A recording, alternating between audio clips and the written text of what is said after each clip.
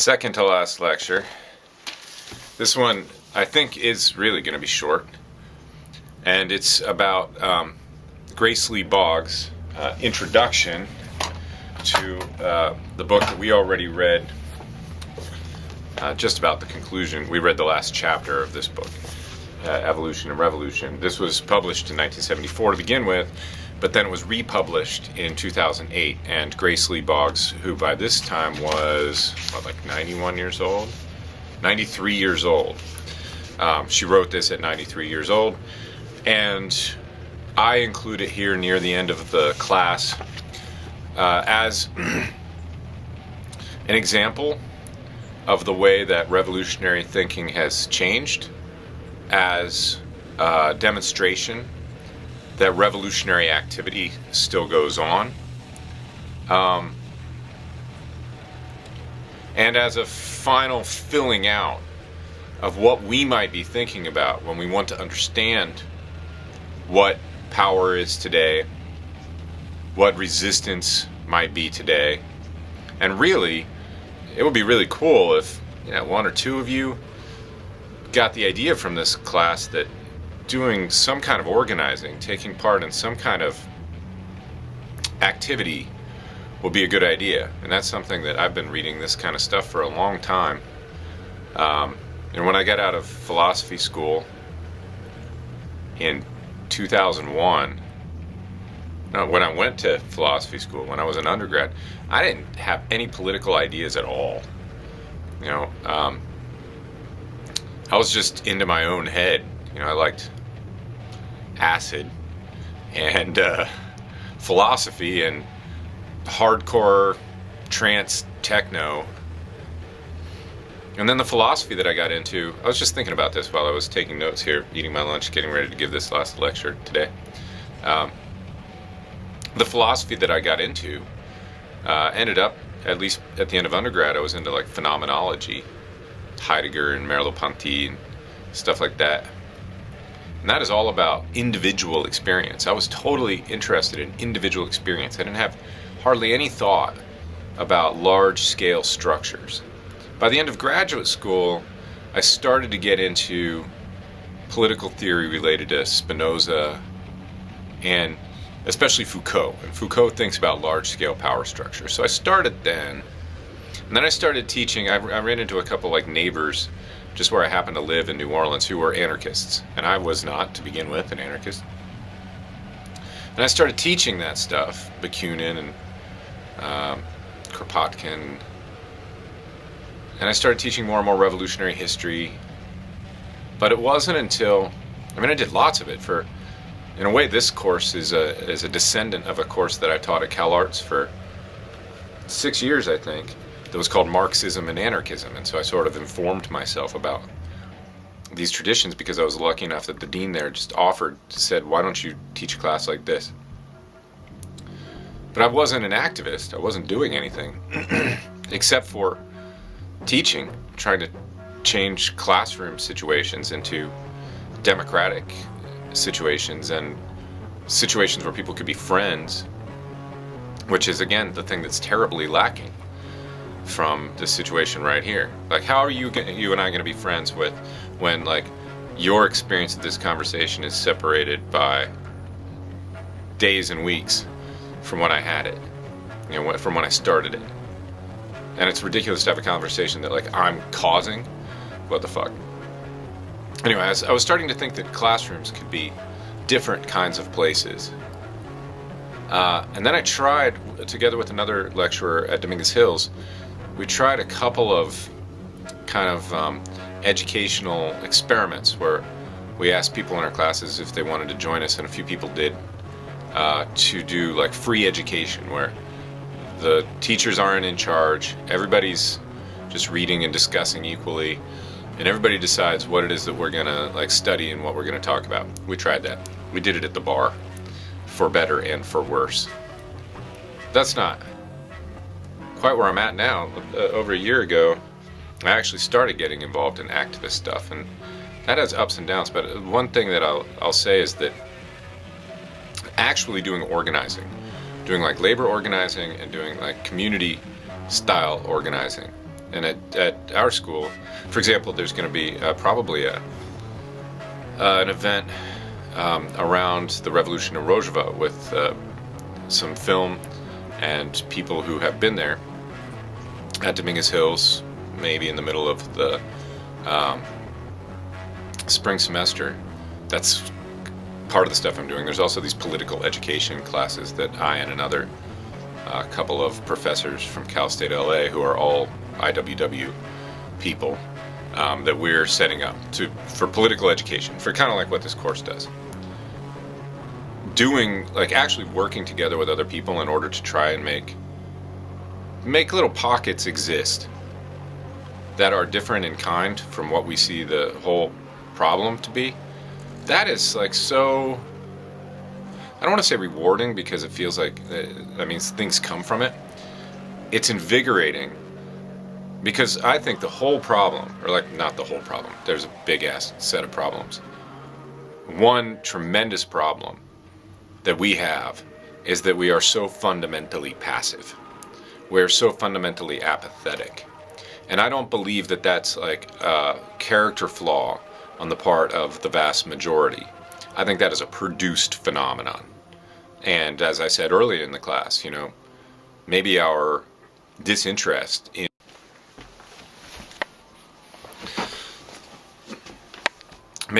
that disinterest is actually reasonable in a way, because we know that power is actually totally out of our hands. I think our regular media integration, even though we can post blogs and responses, and wow, in this class you have a discussion forum, so it's interactive, which is, obviously I'm mocking it, it's bullshit. There's nothing close to a discussion happening there. At best, there's something cool, an exchange of emails, you know. I don't think that engaging with the internet and digital media and these perpetual media flows actually makes us more active. I think it makes us more passive. I think a fundamental problem is this profound passivity. And actually, what's weird is you could puzzle forever about how can passivity be overcome. There's all kinds of philosophy that tries to answer this question. It's a deep and lingering question. It's almost unanswerable. But the beautiful fact is that all you have to do in order to stop being passive is to fucking do something.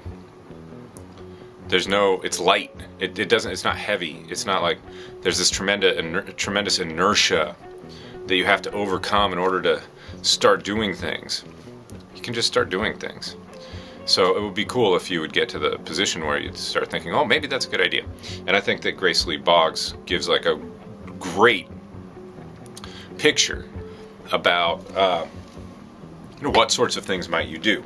And also maybe a picture that'll make some of you feel more comfortable, because she's not talking about the establishment of community defense groups, although that's something that I support. People who are trained to fight and use weapons if they need to in order to defend their communities. I mean, shit, with the KKK around, that seems like a reasonable thing. And I'm sort of talking about Antifa. But that's not what she's talking about. She's talking about building community groups. And I think she's right that this is, maybe this has to be the basis of what we do in the pursuit of what she and her late husband, James, called like a new American revolution. And maybe that's a nice counterbalance to the new American century, which she mentions in her text here. That's a program of American imperialism. So again, I said this will be short. I think it actually will be short. Let me first of all point out that Grace Lee Boggs is reaffirming a few of the things that we heard in the past lecture or two about the Zapatistas. For one, I've been pointing out that there's this sort of large-scale sea change in the way that revolution is thought about, and the sort of revolution that seems to be possible and that seems to be necessary. It's not just that the old Marxist-Leninist model it's been shown to be impossible. It's also that it's undesirable. it's undesirable to organize workers into top-down directed groups where they basically become soldiers, where they take commands from on high, such that they can hypothetically move into a future situation where their leadership becomes the new government and they can continue to take commands from on high. Not only is that revolution apparently not going to happen, but we don't actually want it to happen. On the other hand, it looks like some other variety of revolution may well be possible. I would argue is absolutely essential, or else we are all going to die and our children will have no planet. It looks possible and it is desirable. And the real difference is that the way that Grace Lee Boggs or the Zapatistas or the people in Rojava are thinking about revolution is that now they want to follow this model of anarchism, of direct action, of so-called prefigurative politics. Prefigurative means like, the best phrasing for that is from Gandhi. You know, you want to be the change you want to see in the world. That's prefigurative politics. So the recommendations for revolutionary organization, revolutionary training, revolutionary agitation, whatever it is, that are coming out of the Zapatistas and out of Rojava and from Grace Lee Boggs are all about establishing the community. She calls it the beloved community. That's something she takes from Martin Luther King. And it's the name of one of the groups she was involved with. Create the community that we are lacking. And then build on the basis of strengthened anti-capitalist communities to greater and greater power, which over communities, over our local situations, over cities, which may eventually erode state power. Of course, this does not disallow the idea, and this is much more explicitly given if you read Öcalan, who's the primary reference for the people in Rojava. He was a PKK, or is a PKK leader who read this libertarian anarchist named Murray Bookchin and got into it. In that case, it's much clearer. They're like, okay, we're trying to build a society independent of, in their case, Syrian state control, and we don't want to seek out a conflict with the state. But when the state interferes with local self-determination, we will have to defend ourselves. So she doesn't actually back off from her Black Power roots in this respect.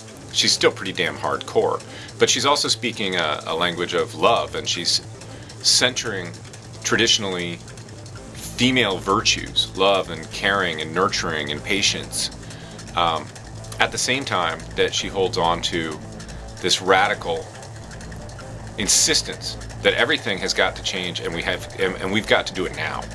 You know, we cannot wait. Anyway, so she makes a comment, you know, affirming that the old revolution is not the one that has to happen. It's like, well, you know, the proletariat can't do it. The working class, and Marx, it's always the working class, not the unemployed, not the lowest classes, not the poorest people, but the working class, the ones who receive wages, because they are the ones from whom profit is taken, but they are also the ones that Marx thought were in the positions to take over the economic apparatus. Grace Lee Boggs is like, no, that class is always shrinking. And of course, I talked in the previous lectures about precarity. We're less and less have one particular place. But she's got a really harsh attitude towards that. She's like, you know, the working class has just turned into a bunch of mindless and irresponsible consumers. That's what we are now. We're not a revolutionary class. You know, all of Marx and Lenin's hopes were based on the alleged integrity and courage and power and strength of the working class. And you can see that idealization manifested in, you know, Soviet-style socialist realism with all these big, chunky, muscular characters imitated, developed in the immediate aftermath of the Mexican Revolution, also by people like Diego Rivera. This heroicization of the worker from whom the power comes. And the Mexican Revolution is the worker, the peasant, and the soldier, the revolutionary triumvirate. If that was the case at one point, and perhaps it was, it is so no longer.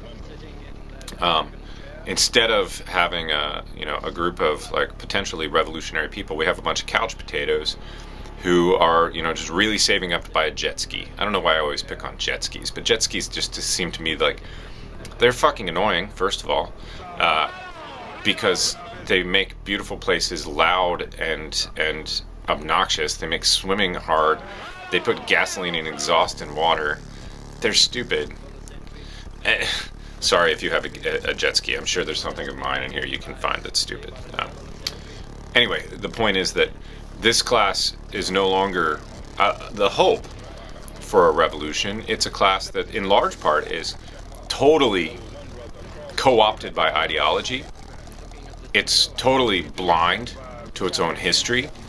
It consents to believe this like total bullshit about our wars and our economy and our political leaders because it doesn't care to do anything besides sit in front of the TV and think about buying stuff. Now, this is, of course, not necessarily true about any individual members of that class, and that's us, too, right? We can transform ourselves, but this is Grace Lee Boggs' point. She's like, the revolution is going to have to begin with us transforming ourselves, not just with working people realizing that their shared interest is different from the interests of the boss, and on that basis, forming unions which eventually get linked into some kind of, revolutionary leadership. No. That's not what's going to happen. Okay, she also, on multiple occasions in this introduction that she's written, refers multiple times to neoliberalism. She mostly refers to it as multinational capitalism, but I think it's basically the same thing. She mentions offshoring in particular, the moving of production out of the United States, and this is because I think she's centered in Detroit, and she's lived through the whole drama of Detroit. Its boom, its revolutionary period in the 1960s, and its bust, the pulling out by the major automakers of factories from Detroit, and the result, the consequence, like total urban decay. She's seen all of that stuff, and she understands that is the result of the contemporary form of capitalism. And then lastly, I would like to point out that she is expressing explicit support for the Zapatistas and their form of participatory democracy, participatory government, and participatory community defense. And similarly for the anti-globalization movement. She refers specifically to this activist named Starhawk, who it's really important for a whole bunch of people that I know, especially like feminist-oriented people in like women's organizing, and a lot of queer and trans folk really gravitate to Starhawk. I haven't read her yet. I've read about her, but I haven't read her yet. But Grace Lee Boggs mentioned Starhawk in particular, who was one of many activists involved around the anti-globalization movement and forming affinity groups. So that whole movement, 4 or 5 years of a whole lot of activity attempting to block, first of all, really, and then more like symbolically, the World Trade Organization, the International Monetary Fund, and the World Bank, which are sort of these, they're not the center of global capitalism, but they're like the bureaucratic wing of global capitalism. All that organizing was carried out on explicitly anarchist lines. And what this meant was that in large part, there were unions involved too who use older models of organizing, but the activist groups were affinity groups. Affinity means, liking somebody. So an affinity group is a group of people who come together because they fit together somehow. They gravitate to one another, they have shared concerns, they learn to trust one another over time.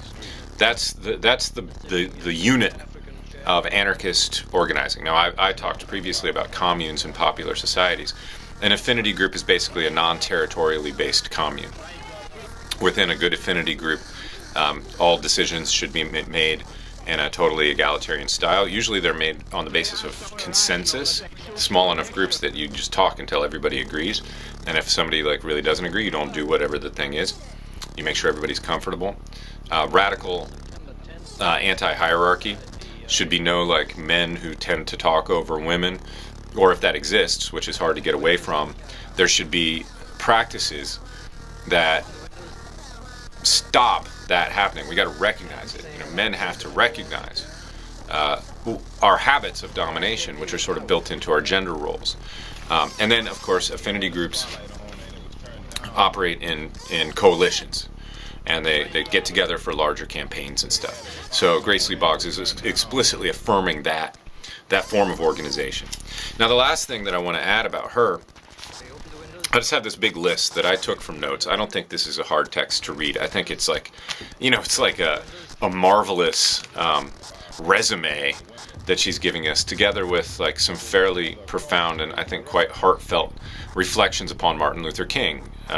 As I said before, when she was younger, she was in the Black Power movement and thought that Martin Luther King was overly naive and overly soft. But here at the end of her life, at 93 years old, and after these decades and decades of like serious, earnest community organizing work in Detroit, she starts to realize, no, Martin Luther King understood that the basis of the movement had to be love and it had to be community. So I want to list off like just this list that I made in reading the principles, positions, and ideas that she recommends. And I thought that I would do a second section where I listed off the projects she actually did, but you can read that too. And the thing is, I think like all the things that she thinks should be done, she's actually done them. She's been involved in doing them in all these different ways. So I'll sort of just bounce back and forth where I see fit between the new values. She wants what does she call it? A revolution in values. The new values and the new types of organizing projects she recommends, and the ones that she actually did. And the point, again, of this stuff is, like, this is 2008. We're getting pretty close to the present. We can use these as models. Or at the very least, if any of you become interested in thinking about how to affect real change, how to combat neoliberalism, how to combat hierarchy and racism and the total disempowerment of communities. And I mean, worse is coming. We're going to run out of clean water. Lots of places are running out of clean water. The state is only getting stronger. No one has ever seen a surveillance apparatus like this in the history of the world. Things are going to get harder, but you can think about each one of these recommendations as a possibility for us.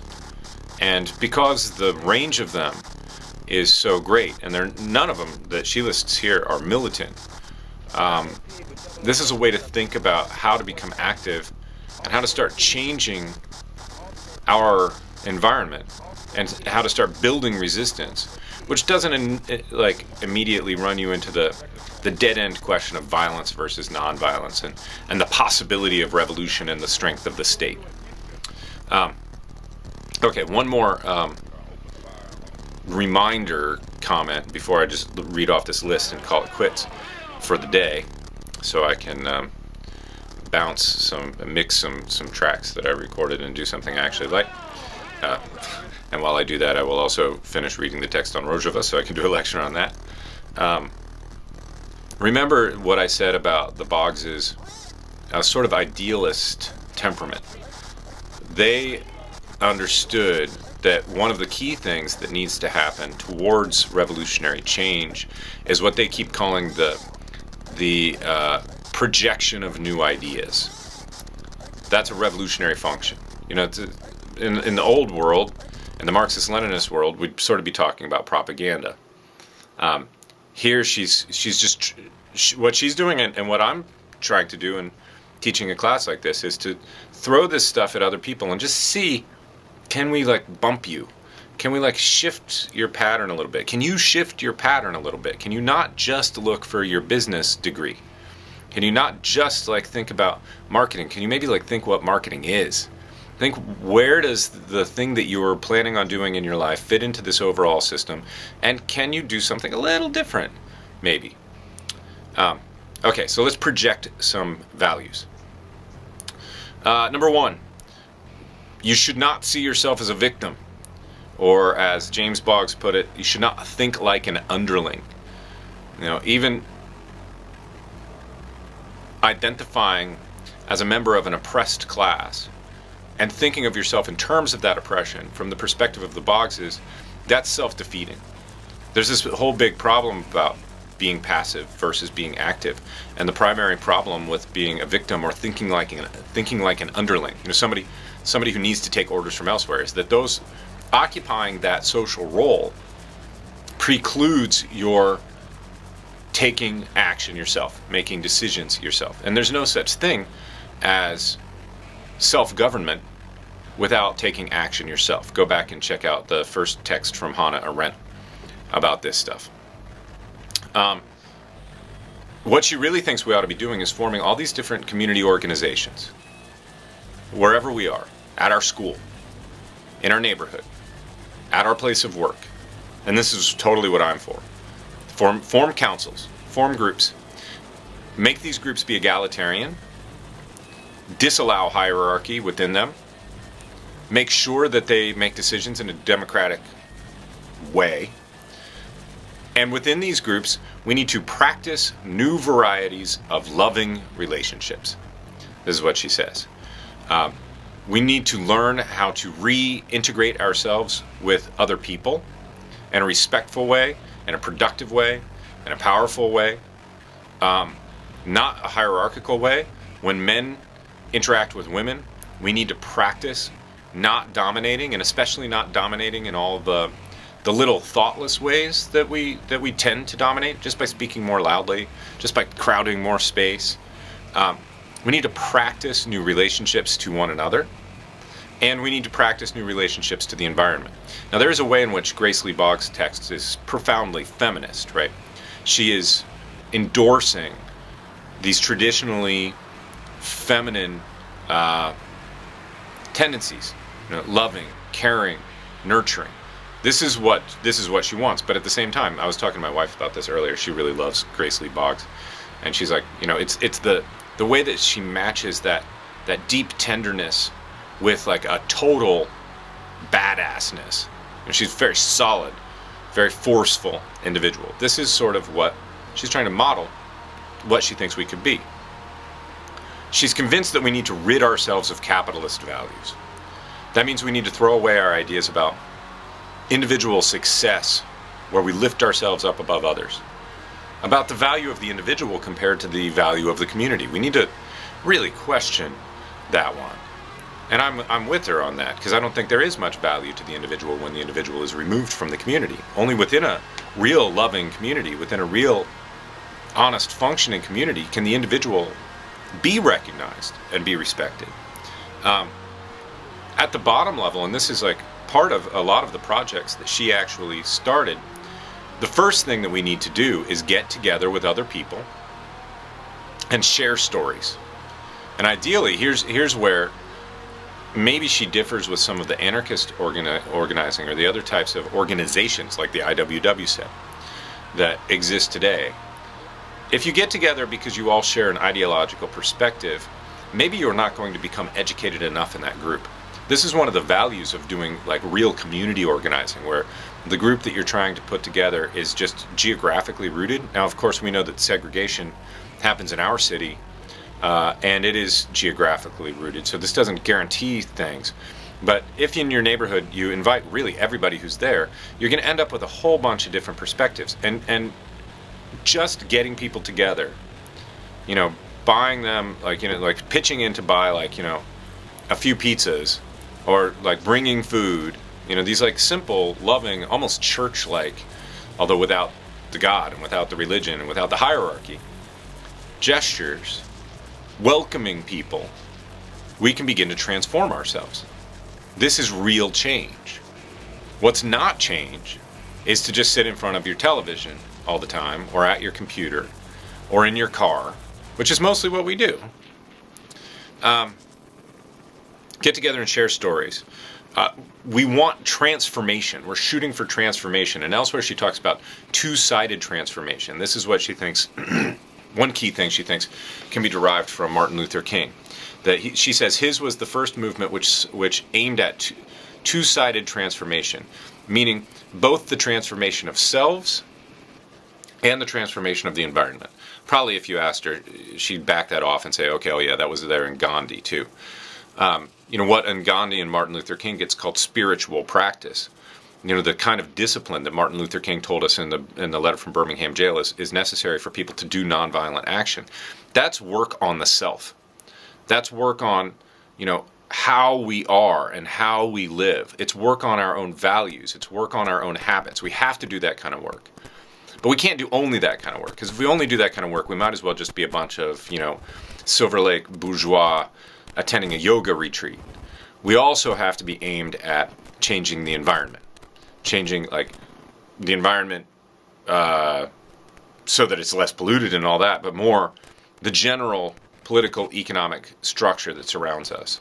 And more concretely, say the schools that our kids go to. We need to be involved in changing those schools in the right way, because right now those schools produce individualistic, success-seeking, isolated, capitalist-friendly, submissive workers. And by the way, that's how I think that I'm involved in evil. That's what education does for the dominant system. It makes submissive workers. So we need to be involved in education, either setting up educational scenarios ourselves or just pushing ourselves into neighborhood schools and pushing for the teaching of real history, for example, but also the teaching and the practice of real gender equity. We need to be involved in these kinds of transformations of real patterns of life, of our real patterns of sociability. Early on, the Boggses had the idea, I'm just moving down my list here, so I'm sorry if this is scattered. They had the idea that a new American Revolution, which in 2008 she still believes needs to happen, could be led primarily by black people because of their historical position. She no longer believes that. It has to be multi-ethnic, has to be multi-gendered, has to be decentralized. We don't want organizations with central hubs where decisions are made, because that produces hierarchy, and out at anywhere except for the center, it produces apathy. It produces passivity. Any specialization of the decision-making function will result in, what's the word when your muscles go slack? They don't get used. The weakening, that's not the word, but the weakening of decision-making capacities, atrophy. Any strengthening of decision-making function at a central location will result in I can't remember it again, I keep wanting to say apathy. The atrophy of decision-making function in the majority of the members, even of a given organization. So we have to be decentralized. There has to be a balance between action and reflection. We have to be seriously involved in organizing campaigns, but we also have to be seriously involved in thinking through what it is that we ought to be doing, thinking through our history, thinking through the power dynamics that surround us, thinking about how black people and white people, Latino people and Korean people, I don't know why I went to Korean instead of Asian, how older people and younger people, grown-up people and children, we have to analyze power relationships. We have to analyze how power is working. We have to analyze how the cops are working. We have to think through, what do we really think about police shootings? What dynamic is that problem a part of in a larger scale? How does our educational situation fit into this overall power dynamic? Because it certainly does. Education is a key means by which people are integrated into the capitalist system. We have to, on the one hand, be engaged in organizing, and on the other hand, be engaged in trying to think this shit through. What they want is a self-governing America. You can say, you can go read Hannah Arendt writing about Thomas Jefferson. There definitely were members of the original American revolutionary movement who wanted fairly radical local self-government, but they were few. Thomas Jefferson is the most famous one. That's the kind of self-government she wants. Not self-government where the state governs itself, but self-government where each community governs itself. And now here's a place where she makes recommendations, but these are also things that she has done. She has been directly involved with in Detroit. She wants to form all kinds of community committees. So here are examples that she lists. Committees for crime prevention. Committees to take over abandoned houses, and this is especially pressing in a place like Detroit. take over abandoned houses, refurb them, use them for people who need them, according to specifications made by the community itself.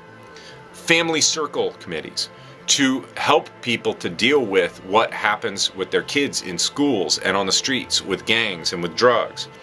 Committees to take over schools, to insist that the community determine the direction that schools take. I mean, in our case, I think like, a large movement like that would probably have to push against standardized testing. Standardized testing is fucking education. Like we're causing kids to be, and probably a lot of what you guys are accustomed to. Like you can become a good student by memorizing shit and barfing it back up again. And then you forget it 6 months later. But your education has allegedly taken place. I beg to differ. No fucking education took place. Perhaps indoctrination took place. But mostly what happened was the practice of repeating what you were told by an authority to an authority. Like it's a practice of authoritarianism. Let's not have that. Like, what if we have education which involves people learning to think, learning to connect one thing with another, learning to connect what they're studying, like a history, with their environment? Let's push for better education. Committees to resist utility company cutoffs, which she says, these are nominally city services, but really, like, what's happening is that private entities are making use of this public service, this neoliberal phenomenon.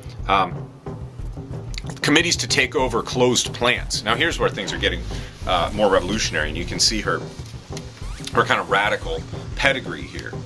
That's democratization or autonomization. Not exactly nationalization, because that means that the state takes over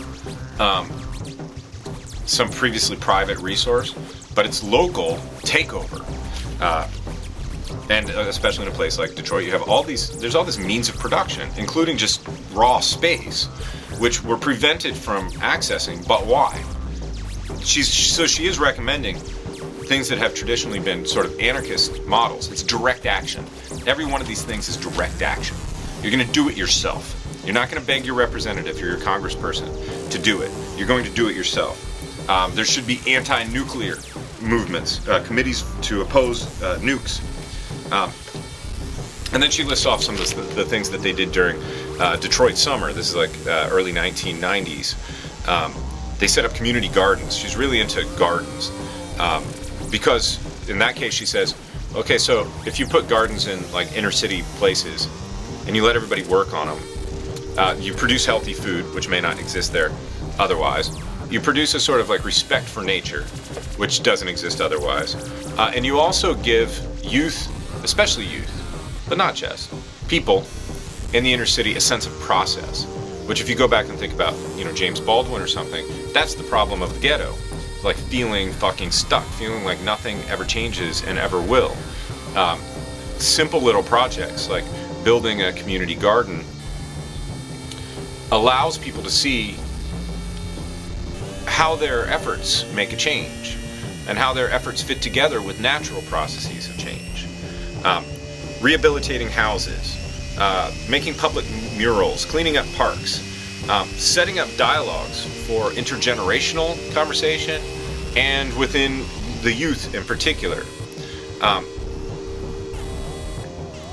The values, I'm going to wrap up now. I mean, you get the idea. You can go read the text, right? These are suggestions about how you might think about revolution on a local scale, on a doable scale. And they're also demonstrations of how we've sort of rethought what revolution needs to be. This is not to say that revolution should only be a neighborhood garden.